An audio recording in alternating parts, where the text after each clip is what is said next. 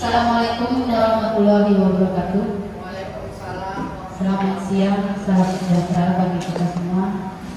Puji syukur kita kehadiran Allah Subhanahu wa Ta'ala, Tuhan Yang Maha Esa, yang memberi kita kesehatan dan keselamatan dan kesempatan untuk kita bisa berkumpul di sekolah kita yang kita cintai ini. Selawat beriring salam kepada Nabi kita Muhammad SAW. Semoga dengan banyak bersalawat kita mendapat syafaat Tuhan. Yang saya hormati Bapak Kepala Sekolah SDN 104258 Rumah Tambiara, yang saya hormati para Ibu CGP Angkatan 9 SDN 104258 Rumah Tambiara, yang saya banggakan para Dewan Guru dan staf SDN 104258 Rumah Tambiara. Adapun acara kita hari ini adalah pemimbasan atau diseminasi budaya positif dari para TGP Angkatan 9 SDN 104258 Rumah Tambiara tahun 2023. Untuk menyingkat waktu, saya bacakan untuk acara kita pada hari ini. Acara yang pertama yaitu pembukaan oleh saya sendiri. Yang kedua, kata sambutan dari Bapak Kepala Sekolah atau yang mewakili. Yang ketiga, doa. Yang keempat, pemaparan materi budaya positif oleh CGP Angkatan 9 SDN 104258 Rumah Tambiara. Yang kelima, penutup. Untuk menyingkat waktu, kita masuk di kata sambutan yang pertama yaitu dari Bapak Kepala Sekolah SDN 104258. Pada Bapak kami persilakan dengan segala hormat. Bismillahirrahmanirrahim. Assalamualaikum warahmatullahi wabarakatuh. Alhamdulillahirabbil alamin wal 'aqibatu lil muttaqin wa la 'udwana illa 'alal zalimin. Asyhadu an la ilaha illallah wahdahu la syarika lah wa asyhadu anna Muhammadan 'abduhu wa rasuluhu alladzi la nabiyya ba'dah. Rabbi shrah li sadri wa yassir li amri wa hlul 'uqdatam min lisani yafqahu qawli. Subhanallahul azim. Pertama sekali marilah kita panjatkan puji syukur kehadirat Allah Subhanahu wa Ta'ala, Tuhan Yang Maha Esa, yang mana pada siang hari yang berbahagia ini Allah masih memberikan kita berbagai nikmatnya, terutama nikmat kesehatan, kesempatan, sehingga kita semuanya dapat berkumpul bertatap muka di sekolah kita tercinta ini.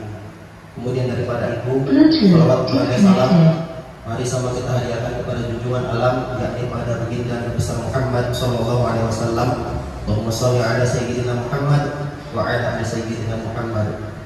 Semoga dengan banyaknya kita bersalawat kepadanya kelak di akhir nanti, mudah-mudahan kita semuanya mendapatkan syafaatnya di yaumul hisab kelak nanti. Amin ya rabbal alamin. Salam hormat saya khususnya kepada ibu-ibu yang senantiasa menjalankan program CGP yang insya Allah pada hari ini memaparkan beberapa kegiatannya. Kemudian salam hormat saya juga kepada ibu-ibu sekalian, orang tua saya yang tidak dapat saya sebutkan namanya satu persatu. Mudah-mudahan kita semuanya mendapatkan berkah dan rahmat dari Tuhan Yang Maha Esa. Amin ya rabbal alamin. Tentu banyak sekali dinamika yang hari ini kita lalui di sekolah kita, dan tentunya dengan adanya program CGP ini tentu saya pribadi mewakili daripada kepala sekolah tentu sangat mendukung dan sangat mengapresiasi untuk ke depan program ini. Kita doakan mudah-mudahan berjalan dengan baik dan juga lancar, sehingga cita-cita kita bersama ke depan menjadi guru-guru yang memang profesional, sehingga tujuannya nanti ke depan juga bisa menciptakan generasi-generasi yang baik di masa yang akan datang. Mungkin barangkali ini yang dapat kami sampaikan pada sambutan kali ini. Kita berdoa mudah-mudahan kegiatan ini berjalan dengan lancar dan baik. Amin. Amin ya rabbal alamin. Terima kasih atas segala perhatian. Mohon maaf atas segala kekurangan. Allahumma muwaffiq ila aqwamit thoriq. Assalamualaikum warahmatullahi wabarakatuh.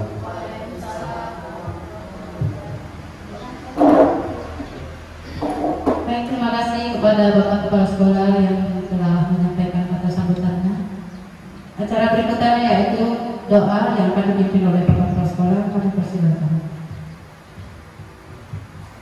Untuk mengambil keberkahan pada pertemuan kita siang hari yang berbahagia ini, mari sejenak kita menundukkan kepala kita, kerana Allah Subhanahu wa Ta'ala, Tuhan Yang Maha Esa, berdoa menurut agama dan keyakinan kita masing-masing. Tentunya saya akan membawakan doa menurut agama Islam. A'udzubillahi minasyaitonir rajim. Bismillahirrahmanirrahim. Alhamdulillahirabbil alamin. Wassalatu wassalamu ala asyrofil anbiya'i wal mursalin wa ala alihi wa sahbihi ajma'in. Allahumma ihdinas siratal mustaqim, siratal ladzina an'amta 'alaihim minan nabiyyin was-siddiqin wasyuhada'i was-shalihin. Allahumma ighfir lana dhunubana wa liwalidina warhamhuma kama rabbawna shighara. Allahumma iftah lana abwaabal khair, ya Allah bukakanlah pintu kebaikan kepada kami, wa abwaabal barakah, pintu keberkahan, wa abwaabal ni'mah, pintu kenikmatan, wa abwaabal rizqi, pintu rizki, wa abwaabal quwwah, pintu kekuatan, wa abwaabal sihah, pintu kesehatan, wa abwaabal salam, pintu keselamatan, wa abwaabal jannah, pintu surga, ya Allah birahmatika ya arhamar rahimin. Rabbana atina fid dunya hasanah wa fil akhirati hasanah wa qina adzabannar. Walhamdulillahi rabbil alamin.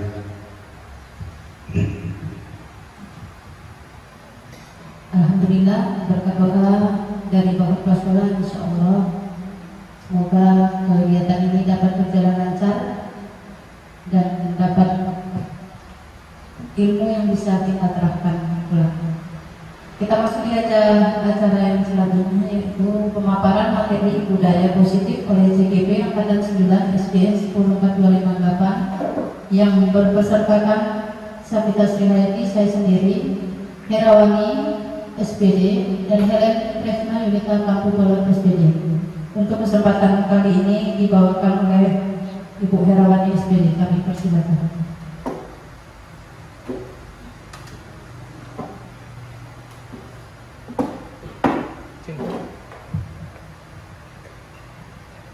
Terima kasih kepada Bapak Ibu yang telah menyediakan waktunya ya.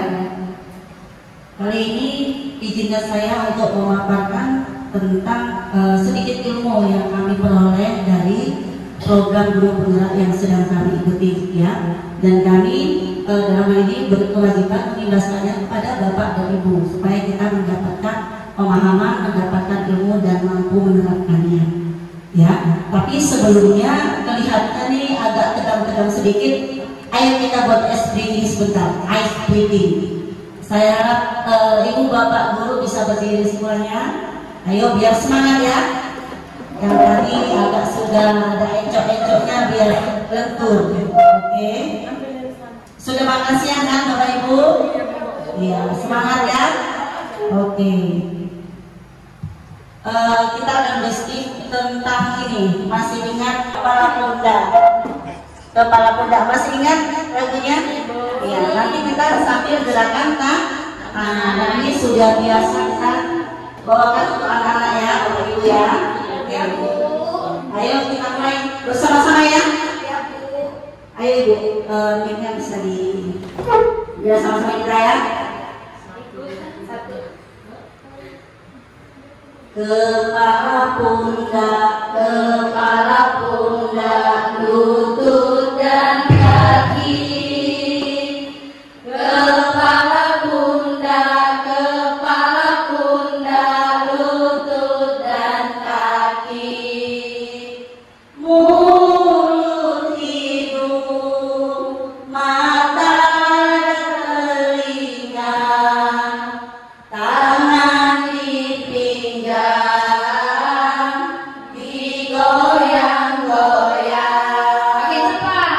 Mulut, hidung, mata dan telinga, tangan di pinggang, digoyang-goyang. Yang digoyang-goyang, digoyang-goyang, digoyang-goyang. Yang ke depan dan ke belakang, digoyang-goyang, digoyang-goyang, digoyang-goyang. Ya, oke, terima kasih. Alhamdulillah sudah selesai sedikit ya.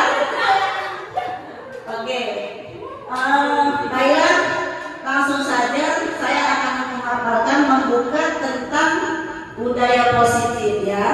Inilah Bapak Ibu yang kami pelajari selama mengikuti CGP, masih di awal-awal ya. Nah, ada tujuan umum capaian modul ini. Yang pertama, memahami konsep filosofis KHD dan keterkaitannya dengan budaya positif di lingkungan sekolah yang kesemuanya berpihak kepada murid. Ya, kita ketahui bahwa KHD adalah pelopor kurikulum merdeka. Kemudian yang kedua, melakukan evaluasi dan refleksi praktik disiplin dalam pendidikan secara umum untuk mendapatkan pemahaman baru mengenai konsep disiplin positif untuk menciptakan murid dengan profil pelajar Pancasila. Tentunya Bapak Ibu tidak heran dengan kata profil pelajar Pancasila. Nanti kita akan bahas ini. Kemudian memaknai peran sebagai guru untuk membangun budaya positif dengan menerapkan konsep disiplin positif dalam berinteraksi dengan murid. Kemudian menerapkan strategi disiplin positif yang memerdekakan murid untuk menciptakan ekosistem sekolah aman dan berpihak kepada murid. Lagi-lagi berpihak kepada murid. Oke. Tadi kita di awal membuka materi tentang budaya positif. Nah, sebelum kita mengarah ke materi selanjutnya, saya mau bertanya dulu kepada Bapak Ibu yang sudah berpengalaman. Kira-kira budaya positif itu apa ya? Bapak Ibu silakan yang ini bisa menjawab. Kita beri ini dulu gambaran, ya. Budaya positif itu kira-kira apa ya Bapak Ibu? Kalau positif sudah pasti yang baik-baik. Budaya positif, oke. Terima kasih Bu Mare, ya boleh Bu Mare. Budaya positif itu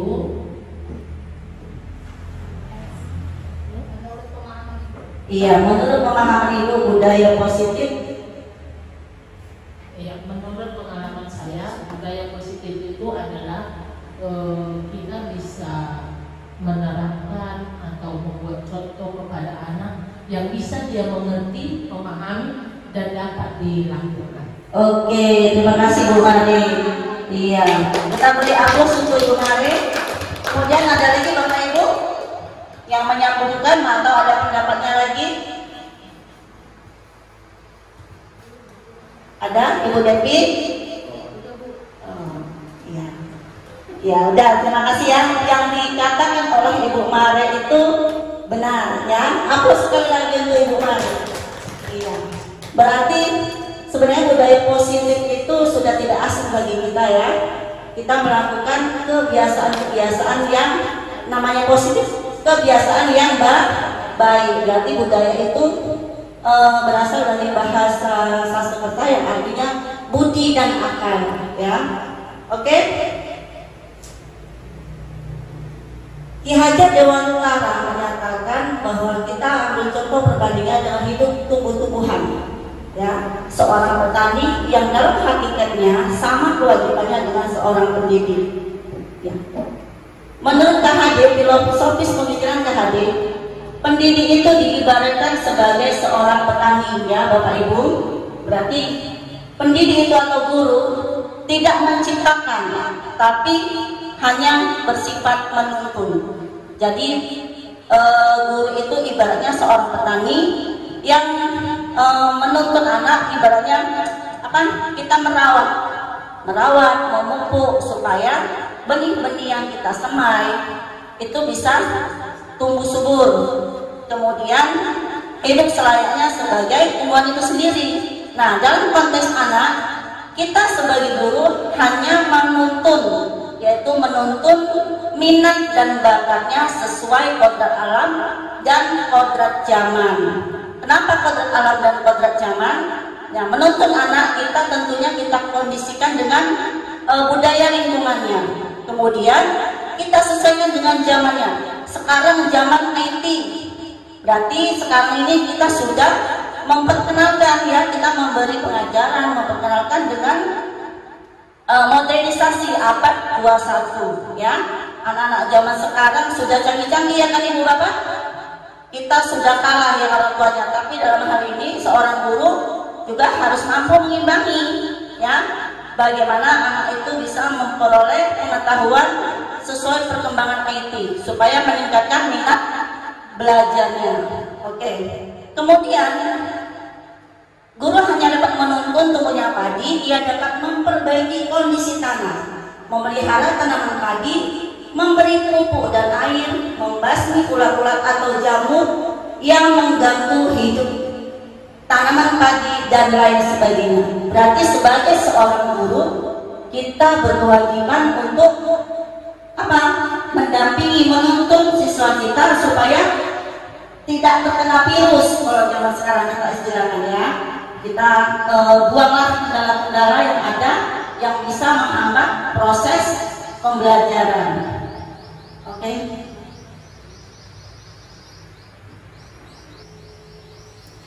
Iya, tanggung jawab guru menciptakan suatu lingkungan positif. Ya, lingkungan positif itu dengan membiasakan hal-hal yang baik tentunya. Diawali dengan warga sekolah yang saling mendukung, saling belajar dan saling bekerja sama. Kemudian melakukan kebiasaan yang baik, mempunyai karakter yang baik, dan terciptalah budaya positif. Guru bertanggung jawab menghilangkan atau mencabut gangguan-gangguan yang menghalangi proses pengembangan potensi murid. Suatu lingkungan yang aman dan nyaman akan memberikan murid kesempatan dan kebebasan untuk berproses, belajar, membuat kesalahan, belajar lagi, sehingga mampu menerima dan menyerap suatu pembelajaran. Nah, di sini ada ditegaskan, perlu diingat, selama seseorang merasakan tekanan-tekanan dari lingkungannya, maka proses pembelajaran akan sulit terjadi. Artinya kita memberikan kesempatan kepada murid ya, sesudah kita menghilangkan virus-virusnya, penyakit-penyakit yang bisa menghalangi tumbuhnya murid tersebut, kemudian kita memberikan lingkungan yang aman supaya terhindar dari tekanan-tekanan. Oke. Di sini ada sebuah instruksi ya. Kita akan membahas tentang perubahan paradigma. Apa itu perubahan paradigma? Itu yang akan membawa kita dari paradigma yang lama ke paradigma yang baru. Itulah suatu proses untuk membangun budaya positif tadi. Oke? Ada kegiatan kepalan tangan, ya. Di sini Bapak dan Ibu coba silakan saling berhadapan dengan teman sebangkunya. Ya, masing-masing berhadapan. Oke. Yang seorang menggenggam tangannya, seolah yang digenggam itu memegang sesuatu yang sangat berharga. Ya, kita bayangkan sesuatu yang sangat berharga ada di genggaman kita. Salah satu aja, yang satu, ya, teman yang satu bertugas untuk membujuk, merayu atau dengan mengintimidasi. Ya, supaya kawan-kawan mau membuka tangannya. Ya, ya. Oke, ya kita katakan boleh. Ibu yang sebelah akan kita lihat apakah yang membuka tangan itu membuka tangannya atau tidak. Nah, Ibu Mari dan Ibu Sri boleh. Ibu Mari boleh begitu. Ayo Ibu. Usaha yang dilakukan itu bagaimana? Ayo Bu, buka Bu. Mau nggak? Yang mau nggak? Roma pindah Roma. Ayo, digenggam tangannya. Oke, ya. Apakah dipaksa? Apakah dengan dirayu? Ya. Terserah. Jawabannya ada di ibu yang menggenggam kepala tangan sendiri. Apakah dia rela membuka atau tidak? Yang satu usaha jaga, yang satu usaha buka. Mulai. Iya. Bayangkan yang di dalam genggaman tangan itu adalah sesuatu yang berharga. Apakah itu harta warisan? Atau kekasih tercinta? Masa kekasih tercinta mau diminta boleh? Boleh? Sudah? Sudah Bapak Ibu?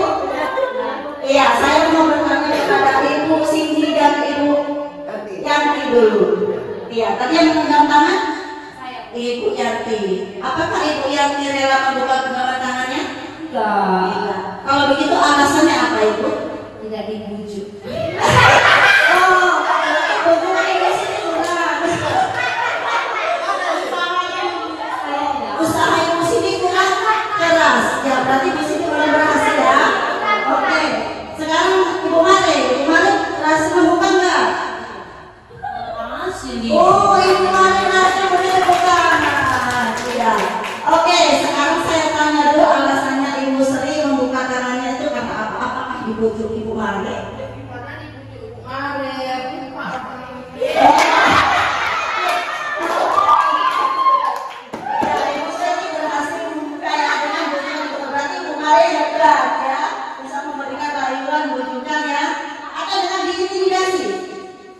Ayo Sri, buka. Oke, terima kasih. Ibu yang lain, Ibu Roma, dibuka nggak tadi? Iya, yang menurut siapa tadi? Messi. Ibu Messi dibuka. Apa alasannya Ibu Messi? Alasannya, tadi apa yang dilakukan? Alasannya Bu Messi pandai kali memuju aku. Oh, Bu Messi pandai kali. Berarti Bu Messi berhasil menuju. Berhasil kali dia memujunya Bu. Iya, Pandai oke. kali rayuannya. Iya, terima kasih ya Ibu Bapak. Oke, berarti pelajaran stimulus respon kita ini berhasil ya. Artinya begini, sebenarnya ada perbandingan stimulus respon dengan teori kontrol ya. Jadi kontrol dalam hal ini berada di tangan siapa itu nanti larinya ya. Ada miskonsepsi makna kontrol oleh Dr. William Besser meluruskan beberapa miskonsepsi tentang makna kontrol. Miskonsepsi artinya di sini dia ada kesalahpahaman, begitu. Selama ini, ilusi guru mengontrol murid, ilusi berarti hayalan guru, ya atau perakiraan guru. Dalam mengontrol murid, guru tidak dapat memaksa murid untuk berbuat sesuatu. Jikalau hal demikian terjadi karena murid sedang menunjukkan dirinya di kontrol. Nah, kemudian ilusi semua penguatan positif efektif dan bermanfaat. Segala usaha untuk mempengaruhi murid agar mengulangi suatu perilaku tertentu adalah suatu usaha untuk mengontrol murid tersebut. Ilusi kritik dan membuat orang merasa bersalah dapat menguatkan karakter. Nah, yang sebenarnya menggunakan kritik dan rasa bersalah untuk mengontrol murid menuju pada identitas gagal. Nah, murid itu pada identitas gagal artinya dia, oh aku salah, aku bukan orang yang baik. Nah, begitu. Itu nanti ada akibatnya ya. Ilusi orang dewasa memiliki hak untuk memaksa.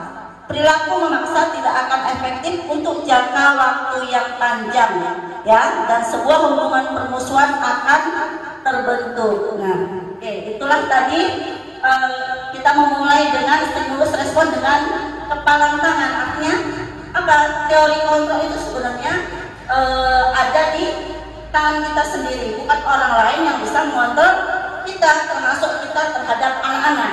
Kadang kita melihat anak-anak, oh dia pasti takut sama kita gitu kan, padahal tidak, murid itu yang mengontrol sendiri. Pada saat itu dia merasa takut sama gurunya, dia akan melakukan sesuatu, termasuk dalam ini akan berdisiplin. Jadi disiplin selama ini masih disiplinnya berpura-pura atau dari pihak lain, pihak luar, yaitu karena takut sama gurunya, karena dihukum ya kan, atau dengan ancaman tertentu.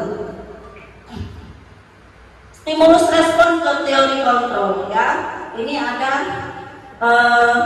hubungannya sama yang tadi.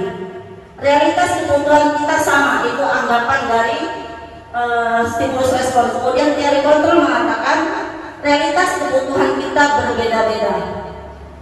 Semua orang melihat hal yang sama, setiap orang memiliki gambaran yang berbeda. Nah, ini nanti ada hubungannya kepada 5 kebutuhan dasar manusia.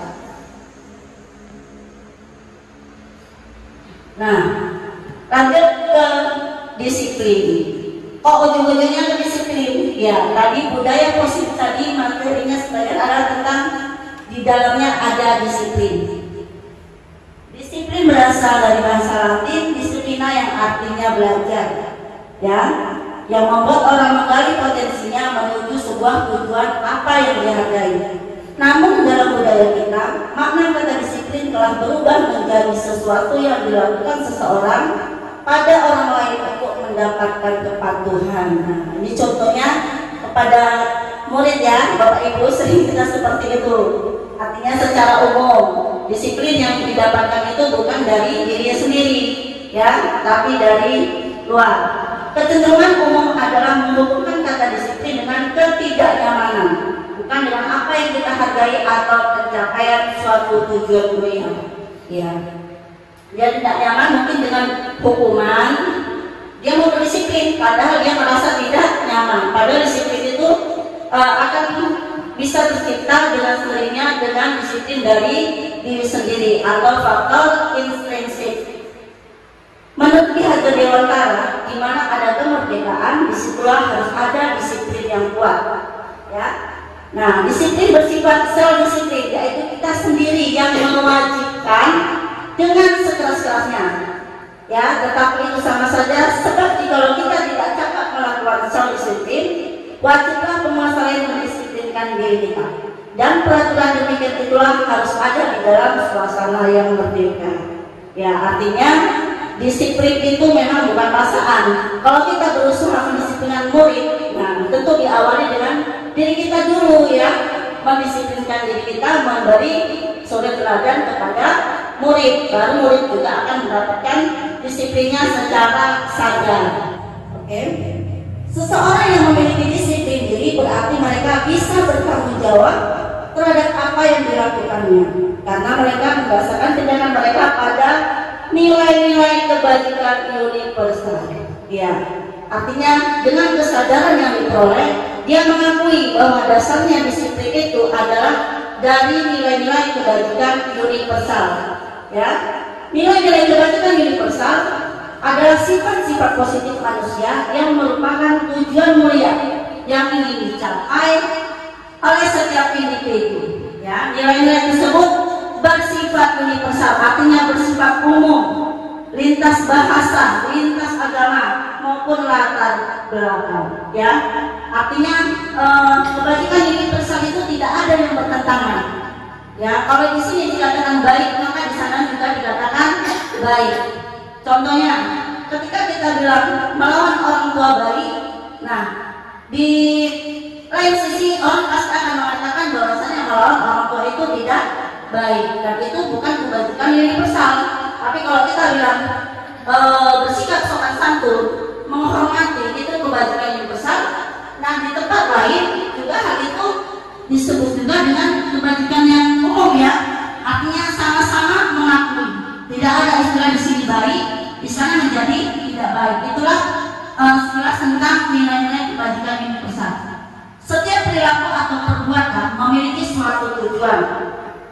Oleh Dr. William Glasser pada teori kontrol tahun 1984, dengan mengaitkan nilai-nilai kebajikan yang diyakini seorang, maka motivasi intrinsiknya akan terbangun, sehingga akan menggerakkan motivasi diri dari dalam untuk dapat mencapai tujuan mulia yang diinginkan. Tujuan mulia itu banyak ya kan? Nah, termasuk kalau murid kita tujuan mulianya tentu mencapai akhir pembelajaran, ya kan Bapak Ibu? Nah, oke. Sebagai pendidik, tujuan kita adalah menciptakan anak-anak yang memiliki disiplin diri, sehingga mereka bisa berperilaku dengan mengacu pada nilai-nilai kebajikan universal dan memiliki motivasi intrinsik, bukan ekstrinsik.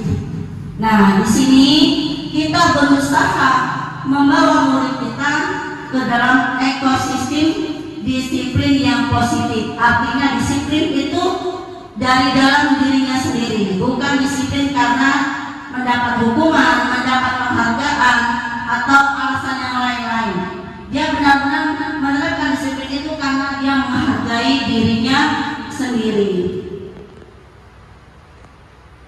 Nah, nilai-nilai kebajikan yang akan dicapai oleh murid kita, ya sesuai filosofis Ki Hajar Dewantara, itu tergambar di profil pelajar Pancasila. Beriman, bertakwa kepada Tuhan Yang Maha Esa, mandiri, bernalar kritis, kreatif, bergotong royong, berkebinekaan global. Nah, lanjutannya nanti ada yang bisa diperbaikinya di masa yang akan datang. Kemudian murid atau anak menghormati dirinya dan orang lain. Jadi dia juga bisa menghormati kita sebagai gurunya di dalam kelas. Dia bisa menghormati kita untuk tidak terlambat lagi dan menghormati semua teman-temannya dengan mengikuti pelajaran dengan sebaik-baiknya bersama teman-temannya.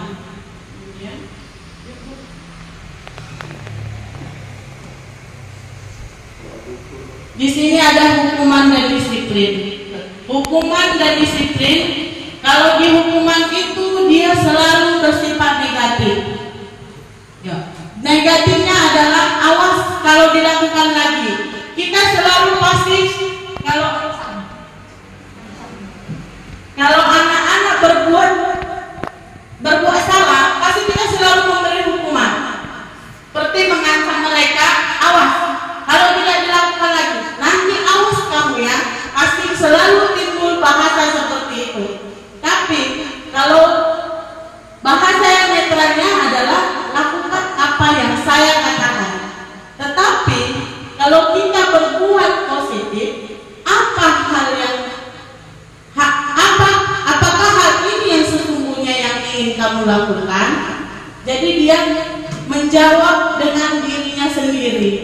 Jadi kita tidak perlu menghukumnya lagi. Jadi kalau dia hukuman yang negatif, modelnya itu paksaan.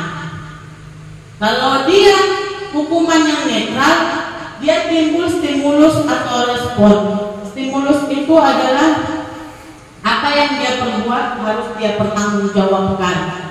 Jadi kalau di hukuman positifnya dia mempunyai teori kontrol. Teori kontrol itu nanti ada dibahas di belakang. Kemudian hukuman yang negatif itu mendorong menyalahkan diri. Kemudian hukuman yang netral itu mendorong kepatuhan. Dia didorong untuk patuh. Kemudian kalau dia di hukuman positif mendorong disiplin positifnya. Dia lebih berpikir positif dan tidak ada kata-kata untuk menyalahkan dirinya. Kemudian ada hukuman konsep diri buruk. Baru kalau konsep diri buruk, dia merasa kalau dihukum itu dirinya itu adalah yang paling buruk. Kemudian hukuman netral itu konsepnya dirinya baik. Dia merasa dirinya itu lebih baik karena tadi udah dilakukannya dengan dorongan dari dirinya. Tapi kalau dia hukuman positif, dirinya itu merasa kuat dengan perubahan-perubahan yang terdorong dari dalam dirinya sendiri.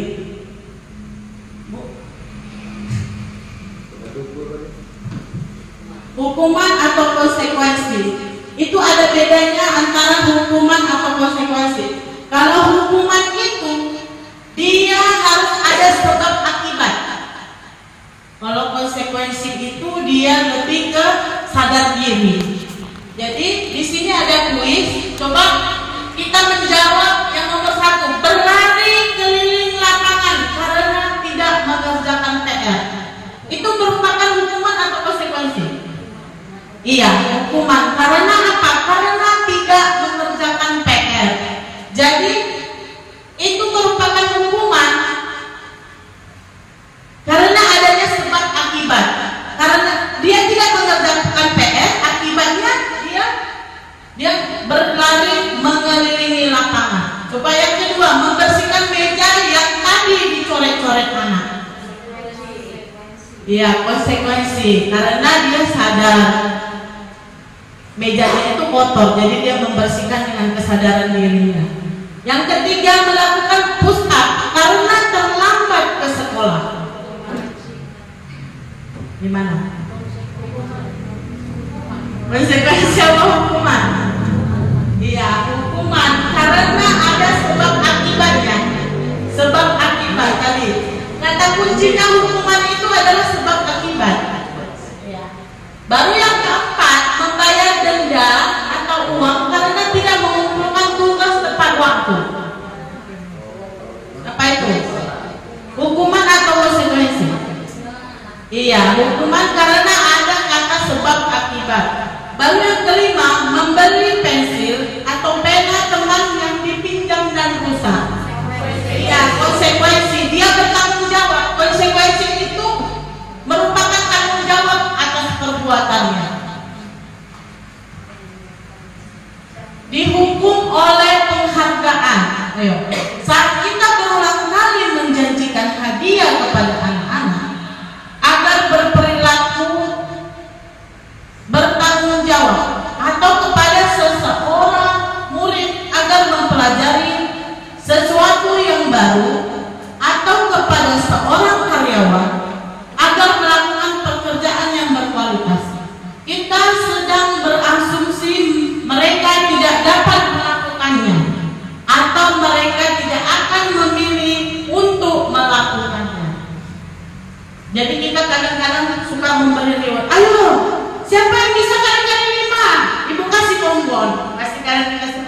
itu.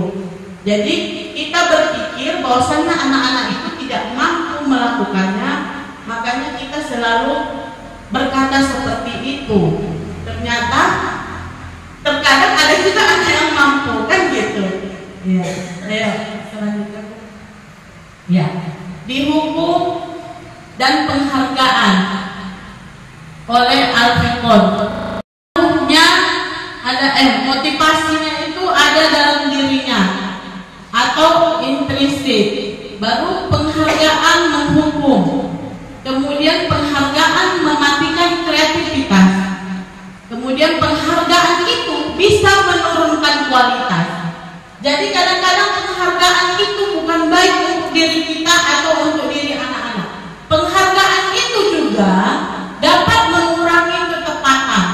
Kemudian penghargaan itu dapat juga merusak hubungan. Kemudian penghargaan itu kadang tidak efektif. Kemudian pengaruhnya ke jangka pendek dan jangka panjang. Jadi banyak pengaruh kalau kita sering mengiming-imingkan untuk memberikan penghargaan gitu.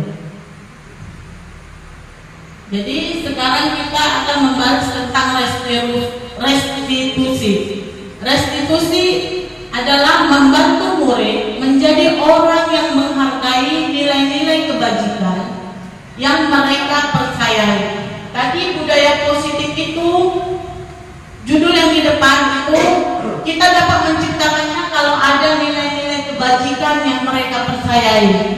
Jadi nilai-nilai kebajikan itulah harus timbul dari dalam diri itu sendiri. Ketika murid berbuat salah, guru akan menanggapi dengan cara yang memungkinkan murid untuk membuat evaluasi internal tentang apa yang dapat mereka lakukan untuk memperbaiki kesalahan mereka dan mendapatkan kembali harga dirinya.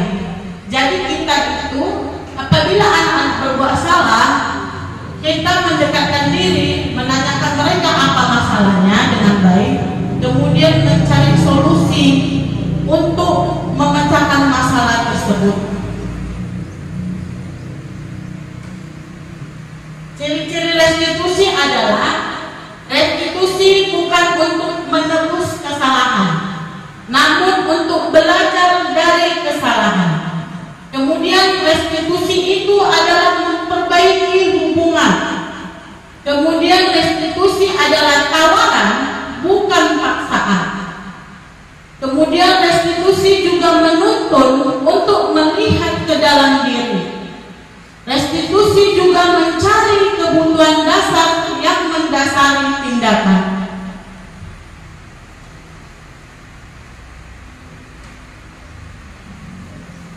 Mengapa sekarang tadi kan ada restitusi, sekarang mengapa keyakinan kelas, mengapa peraturan kelas saja gitu. Jadi ada peraturan kelas, ada keyakinan kelas. Seseorang akan lebih tergerak dan bersemangat untuk menjalankan keyakinannya daripada hanya sekedar mengikuti serangkaian peraturan tertulis tanpa makna. Jadi kalau keyakinan kelas itu kita buat bersama-sama dengan anak-anak kita di dalam kelas.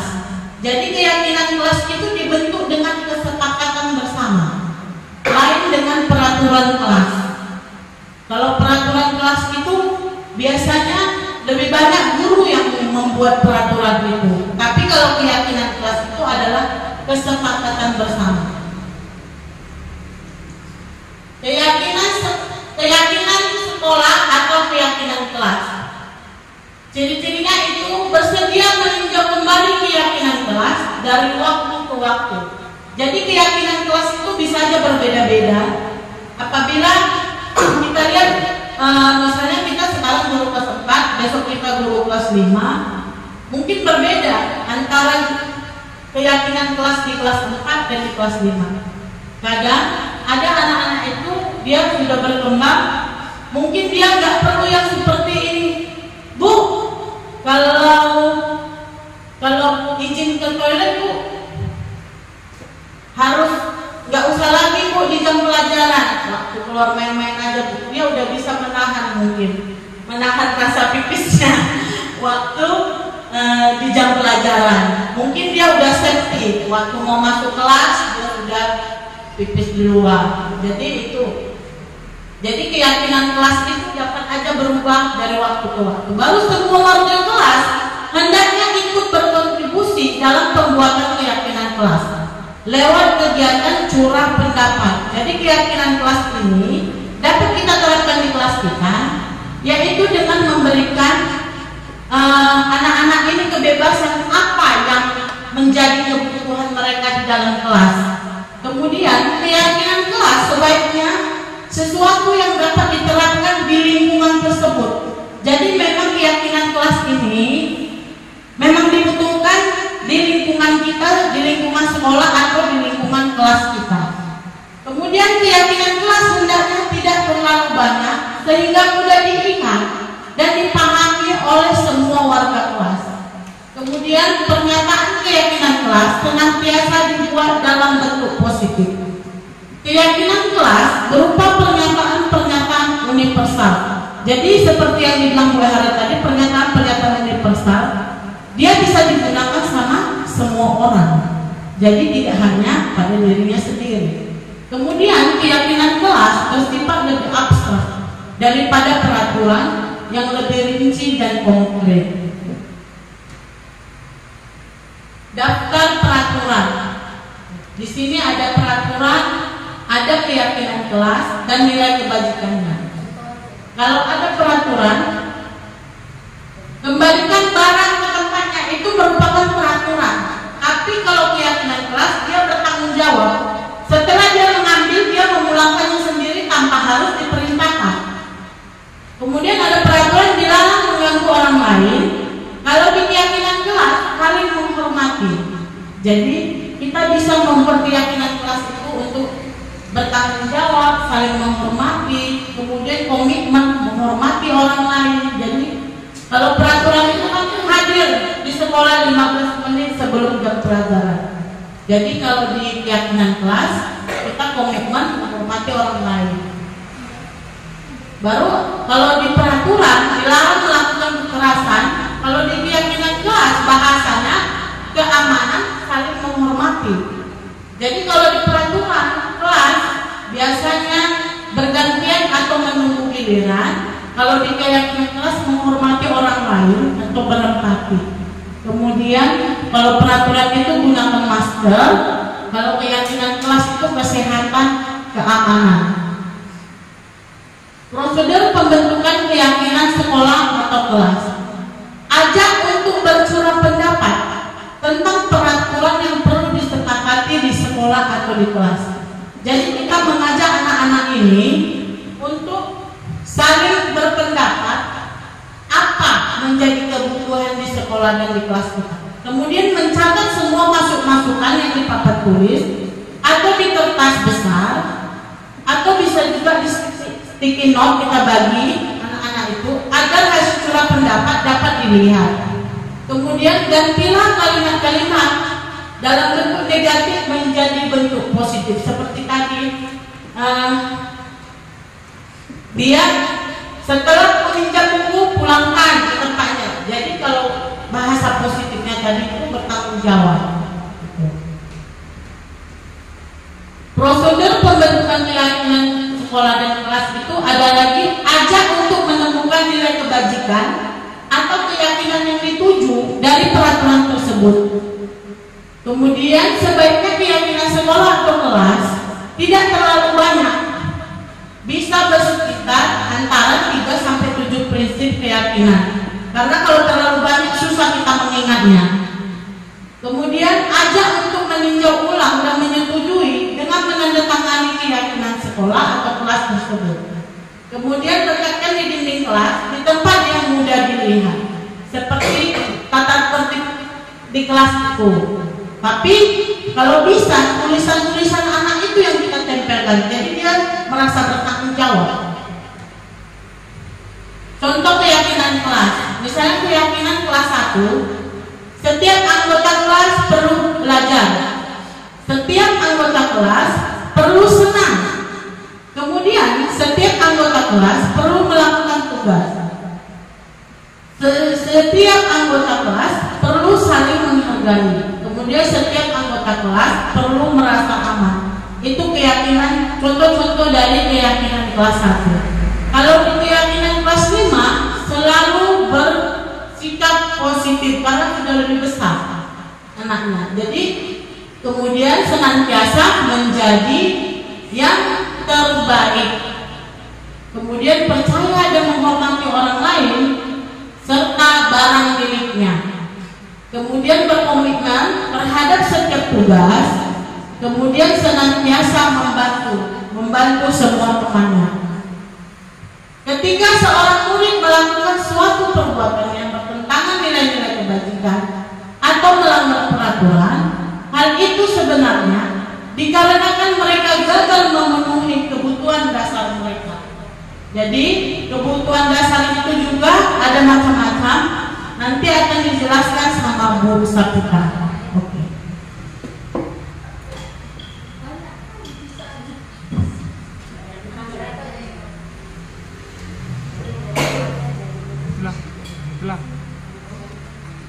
Baik, terima kasih kepada Ibu Herawani dan Ibu Helen. Perkenalkan saya Sapita Suryayati, SPD MPD, akan melanjutkan tentang tadi kebutuhan dasar setiap manusia pada dasarnya. Ada 5.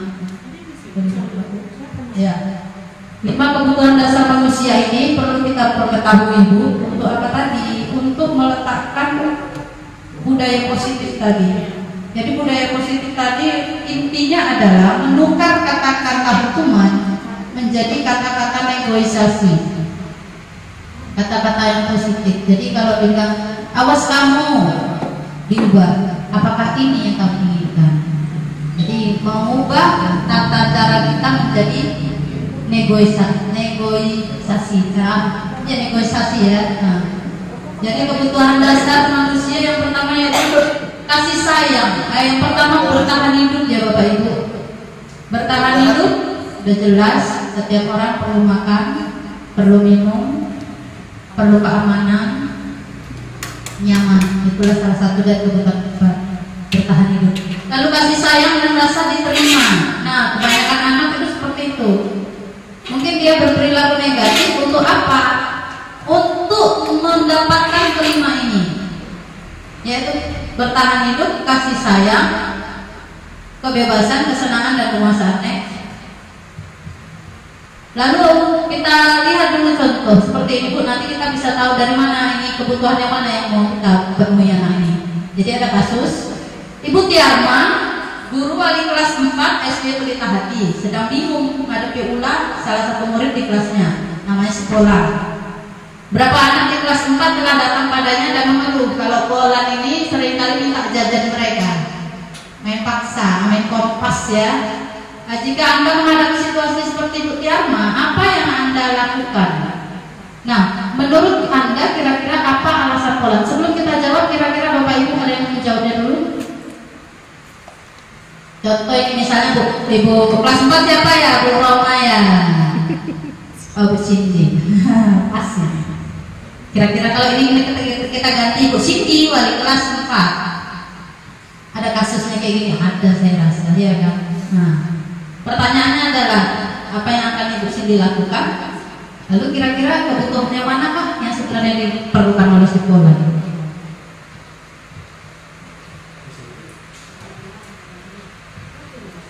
Kebutuhan ada 5 tadi ya.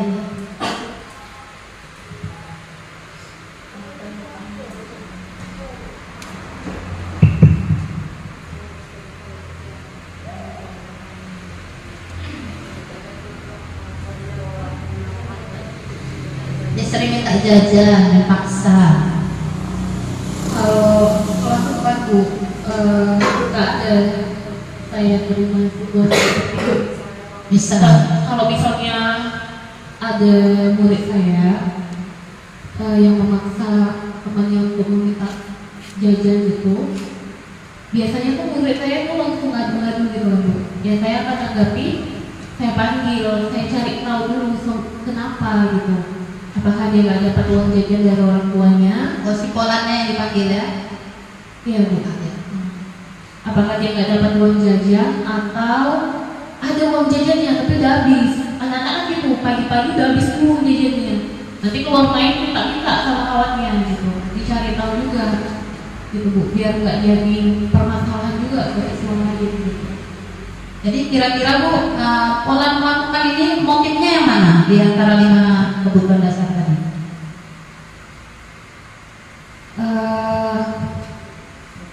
Kebebasan ya. Kebebasan ya. Oke, kita kunci dulu. Kita lihat jawabannya Bu. Next. Iya, jawabannya adalah kemungkinan adalah kebutuhan ibu. Ya, kemungkinan karena makan jajan memang dimakan jajannya, kan? Karena dia merasa senang kalau temannya perhatikan dia, itu yang pertama. Yang kedua, dia merasa hebat kalau kawannya takut, itu kalau dia di bagian penguasaan.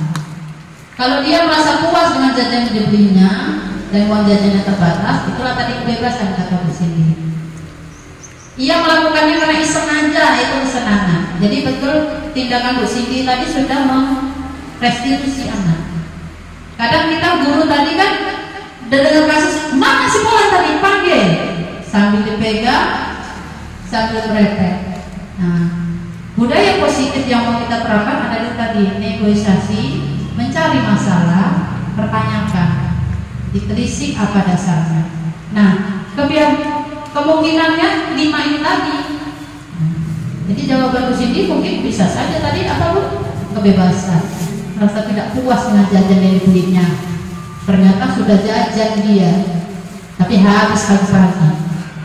Inilah yang didapatkan. Nah, yang dilakukan Bu Cindy juga sudah tepat, mengajak berbicara dengan catatan tidak di hadapan teman-teman yang lain. Nah, karena itu membuat efek negatif. Next. Jadi pada dasarnya semua orang senantiasa berusaha untuk memenuhi kebutuhannya dengan berbagai cara. Jika mereka tidak dapat memenuhi kebutuhannya secara positif, kebanyakan mereka melakukannya dengan negatif atau tidak sesuai dengan nilai-nilai kebajikan.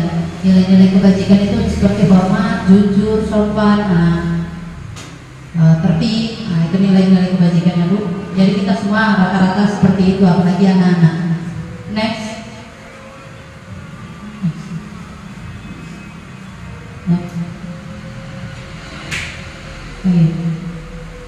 Oke, jadi Bapak Ibu intinya adalah untuk masuk ke dunia berkualitas syaratnya adalah bahwa sesuatu itu harus terasa sangat baik bagi diri dan memenuhi setidaknya 1 atau lebih kebutuhan dasar yang 5 tadi. Jadi budaya positif ini kami sosialisasikan untuk kembalikan kita kepada fitrah kita, bukan tukang kontrol, bukan tukang menentukan, tapi kita adalah perawat dan penuntun.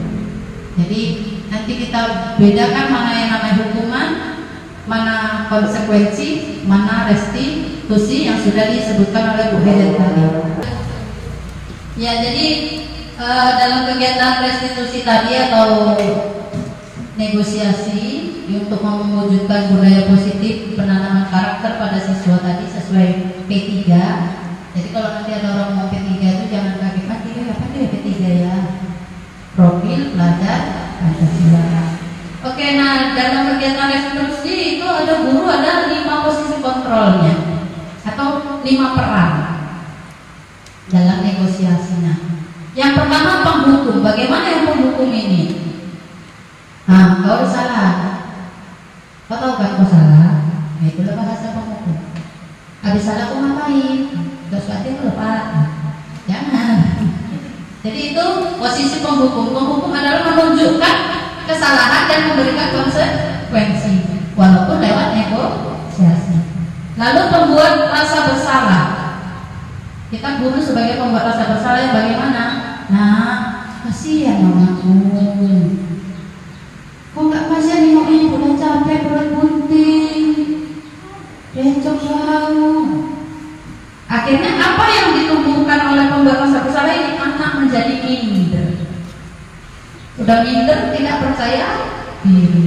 Jadi malas dia untuk mengeksistensikan dirinya lagi. Nah, yang ketiga, posisi kita sebagai teman.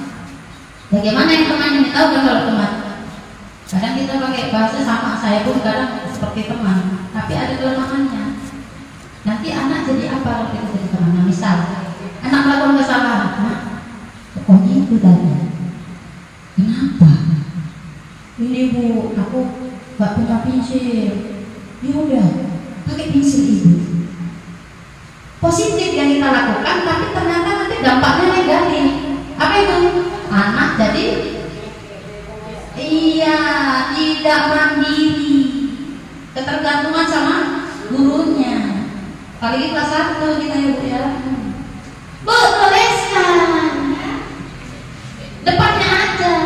Dan itu tadi, kepingin dia lima kebutuhan dari kata kasih sayang, merasa diperhatikan. Nah pemantau ini bagaimana mengkoreksi? Diambil dulu apa tingkah-tingkah negatifnya, dikasih tahu. Nah ini konsekuensinya gimana kira-kira? Jadi hampir mendekati yang baik pemantau ini. Dipantau oleh guru, nggak langsung dapat cek, pegang, eksekusi juga. Nah ini pemantau. Nah akibat pemantau apa tadi? Anak hanya akan berlaku baik kalau ada yang memantau tadi. Sama kayak polisi tidur sama polisi asli. Kok polisi tidur pas aja duduk. Nah, coba ke polisi asli. Pelan, awak pakai helm, periksa. Jadi seperti itu juga guru. Ibu udah baik. Itu saat itu jadi pemantau. Kenapa? Anak akan berlaku baik jika ada yang mantau aja. Gak ada yang mantau bebas. Nah, perilaku kontrol yang terbaik adalah manajer. Bagaimana manajer? Disitulah negosiator paling handal. Jadi tadi udah belajar tentang kepala tangan. Yang memegang kepala tangan itu adalah pemegang kontrol. Yang mau membuka tangan juga pemegang kontrol. Artinya apa? Saling mempengaruhi. Pengaruh mana yang paling kuat? Adalah pengaruh dari dalam diri sendiri. Nah saat murid bisa dikontrol itu kan dibalik ke kata Bu Helen, karena pada saat itu anak mengizinkan untuk dikontrol. Jadi kita bukan kontrol yang utama. Manajer kita, manajer kan bisa ngatur, manage, mengatur, menuntun, membagi-bagi. Nah di bagian manajer ini apa yang dilakukan guru? Konsultasi, sama seperti yang sudah dibuat di sini. Nah buat di sini, tadi saya tanya dulu, ternyata dia udah ada uang jajannya, tapi tetap kurang. Itulah restitusi. Intinya Bapak Ibu, budaya positif ini dilakukan adalah untuk mengembangkan karakter, bukan untuk menghukum atau menunjukkan kesalahan saja. Kita bisa merubah kesalahan menjadi sesuatu yang positif. Itulah tadi yang dijelaskan sama Bu Helen, dari perilaku identitas gagal menjadi perilaku identitas sukses. Jadi bahasa-bahasa negatif kita ubah. Nah ini penghukum tadi udah dijelaskan. Lanjut next.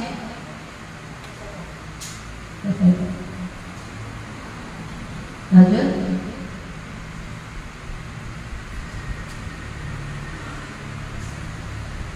Ya, jadi ini dia. Kita buat kuis dulu. Tadi sudah kasih contoh-contoh. Nah yang pertama ada kata-kata guru. Selalu, pasti selalu yang terakhir selesai. Nah posisi manakah kita ini? Posisi pertama tadi apa? Penghukum. Lalu teman, pemantau, manajer, pembuat merasa bersalah. Nah, yang pertama, kasus pertama ini kira-kira yang mana kita ini kalau pakai kata-kata seperti ini? Selalu, pasti selalu yang terakhir selesai. Ya kita keep ya. Membuat bersalah, kata Bu Yanti. Alasannya kenapa Bu? Oke lah. Nah, yang kedua, gimana coba kalau orang tua kamu tahu kamu berbuat seperti ini? Iya, ini membuat rasa bersalah. Tahu ya kan? Yang ketiga, ayo bantulah dari bapak ya, teman. Sanksi atau konsekuensinya apa coba? Pemantau. Jadi dia dikumpulkan tadi kesalahan-kesalahan tadi. Lalu apa rencana kamu untuk memperbaiki hal ini? Nah itulah manajer. Dikasih tahu salahnya. Intinya 5 kontrol tadi atau budaya positif. Kita tunjukkan salah anak. Kenapa? Setiap manusia pasti bersalah, punya salah. Katakan itu tidak apa-apa, tapi ungkapkan apa yang dia inginkan, lalu sodorkan pada dirinya untuk berpikir solusi apa yang kau inginkan untuk masalahmu sendiri, bukan masalah orang lain, itu masalahnya sendiri. Nah, itulah dari kegiatan segitiga restitusi. Restitusi itu adalah suatu proses dialog yang dijalankan oleh guru atau orang tua agar dapat menghasilkan murid yang mandiri dan bertanggung jawab. Proses dialog ini terdiri dari 3. Itu yang pertama tadi, validasi tindakan salah. Kita menanyakan, kamu tahu nak kegiatan kenapa kamu panggil ibu panggil hari ini? Tahu bu, kenapa? Pak buat PR bu. Nah itulah memvalidasi tindakan salah. Artinya anak tadi sudah di posisi identitas yang gagal. Sudah. Lalu yang kedua menstabilkan identitas. Nah kalau kamu sudah tahu kamu tidak buat PR, kira-kira alasannya apa kenapa kamu buat PR? Lupa. Kenapa bisa lupa? Main nengok keyboard dulu, mengareng tidur malam-malam, main HP dulu. Nah, menstabilkan identitas. Jadi kamu tahu kamu bersalah, tahu. Artinya kita tidak ada menyalahkan dia sendiri tahu salah. Dan yang ketiga itu meyakinkan, menanyakan keyakinannya. Kalau kamu sudah tahu kamu salah, kira-kira apa yang harus kamu lakukan? Nanti tak percaya lagi habis bermain. Terus habis itu nggak kulakukan lagi lah besok. Besok aku datangnya cepat, bangunnya cepat, kerja PR bukan siang. Nah, kita tidak menghukum, tidak mengkonsekuensi, tapi bernegosiasi. Jadi itulah dia, meyakinkan keyakinannya, menanyakan keyakinannya. Nah, berhubungan dengan keyakinan kelas yang tadi. Jadi sekarang boleh diubah untuk mewujudkan budaya positif ini, diubah dari peraturan kelas menjadi keyakinan kelas. Bahasanya berubah dia. Kita kan kalau keyakinan tata tertib kelas kan ada, tidak membuang sampah sembarangan. Kita ubah kata itu. Kami ingin kelas tetap bersih. Nah, jadi semua orang bertanggung jawab. Atau singkatnya, tanggung jawab kebersihan atau menjaga kebersihan. Jadi tidak ada paksaan lagi. Contoh lagi, datang tepat waktu. Kita ubah positif menjadi apa? Tanggung jawab pada waktu. Menjaga ketertiban kelas. Tertib di dalam kelas. Jadi ajak mereka untuk membuat peraturan-peraturan atau keyakinan-keyakinan. Jadi bukan peraturan lagi. Awalnya bisa dari peraturan. Kalau anak-anak bahasanya kan nggak tahu dia keyakinan itu. Mungkin apa yang mau kita buat nak supaya kelas kita ini nyaman? Bu, buat bunga bu di sudut sana. Boleh. Bunga di sudut. Bu, jangan ada yang datang pakai sendal. Buat. Nah dari itu diubah. Pakai bahasa positif. Itulah menjadi keyakinan kelas. Nah, sekarang ada yang mau ditanyakan Bapak Ibu ke sesi yang terakhir ini, sesi tanya jawab. Dari sekian panjang kami sampaikan, apakah ada yang mau dipertanyakan? Mana tahu. Mungkin kami siap apa yang sudah kami terima teorinya ya. Kalau prakteknya kita sama-sama nanti. Silakan Bapak Ibu.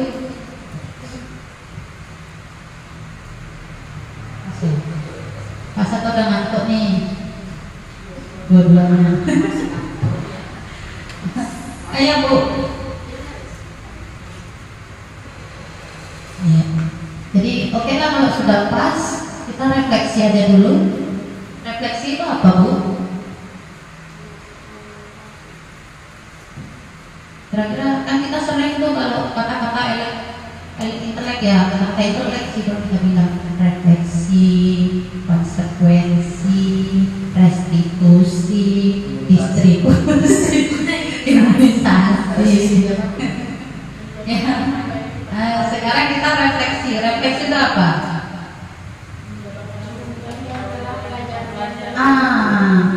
Mengambil pembelajaran atau pemahaman yang lalu untuk memperbaiki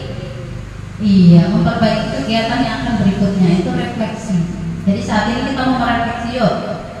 Setelah pelajaran hari ini, saya akhirnya paham bahwa apa?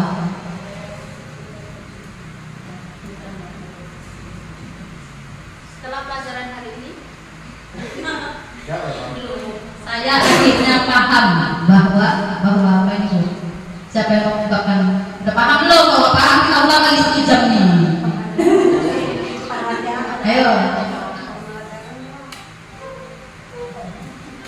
Yang dari awal sampai akhir, Pak. Yang Ibu paham, masa nggak ada nyantol 1 jam?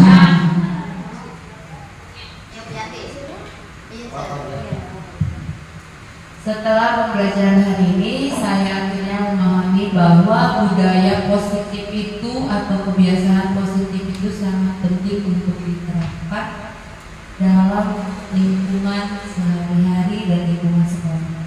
Terlebih dalam memberikan penguatan kepada peserta didik. Bu Yati udah ya. Setelah pelajaran hari ini, target saya perasaan aja dulu ya. Setelah pelajaran hari ini, perasaan saya setelah melakukan pelajaran adalah ini yang punya perasaan. Ada?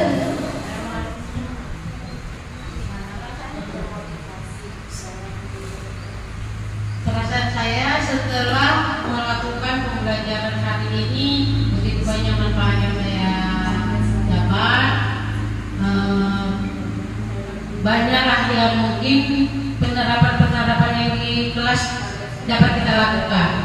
Oke, terima kasih tepuk tangan. Jadi memotivasi ya Bu ya. Oke, terima kasih Bu Devi. Setelah melakukan pembelajaran hari ini, belum lah, target dulu. Kita tentukan dulu targetnya, kira-kira apa ya targetnya? Siapa yang punya target yang belum target kan?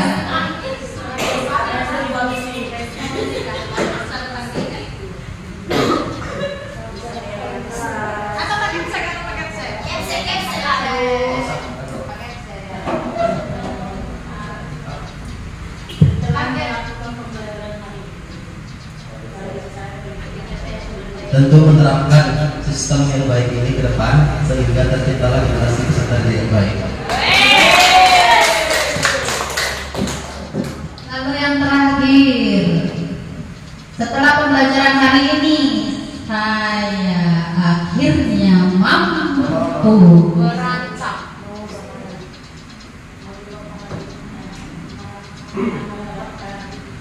Setelah pembelajaran hari ini, saya akhirnya memahami bahwa sorry. Mata saya terlalu kecil.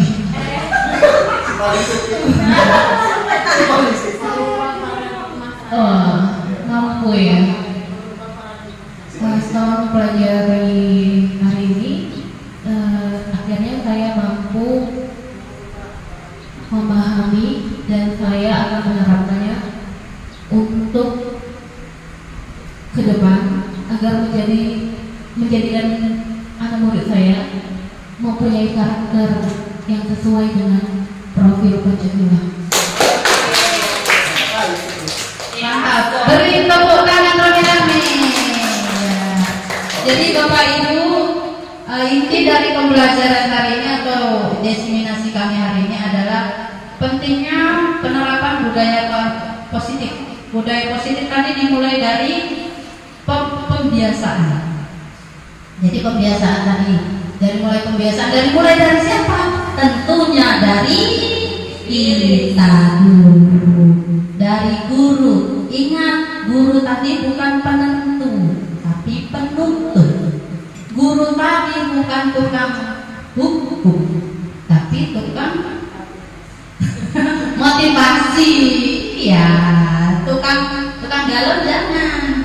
Jadi intinya adalah budaya positif nanti kita terapkan di sekolah supaya karakter anak tadi mulai perlahan-lahan berubah. Karena pendidikan seutuhnya itu adalah merubah karakter secara permanen, bukan sementara. Hukuman, ingat, hukuman sifatnya paksaan, konsekuensi sifatnya sementara, restitusi mudah-mudahan sifatnya berkelanjutan. Jadi mungkin itu saja yang bisa kami sampaikan. Lebih dan kurang kami minta maaf. Saya tutup dengan wabillahi taufiq wal hidayah. Assalamualaikum warahmatullahi wabarakatuh.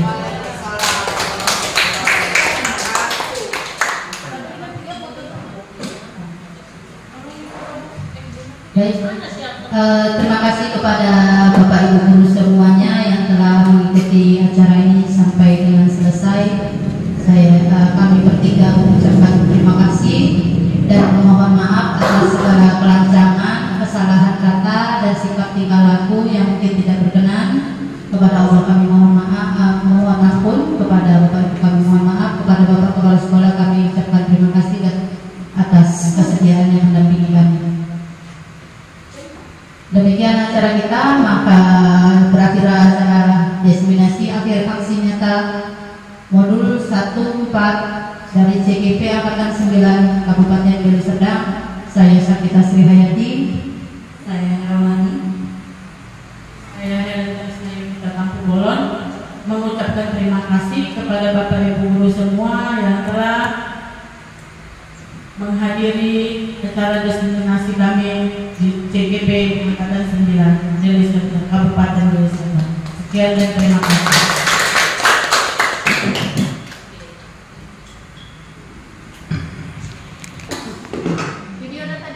Udah, tunggu ya. Di Zoom ya, muka dulu. Ngapain Bapak? Bagian 3 ya. Gaya apa?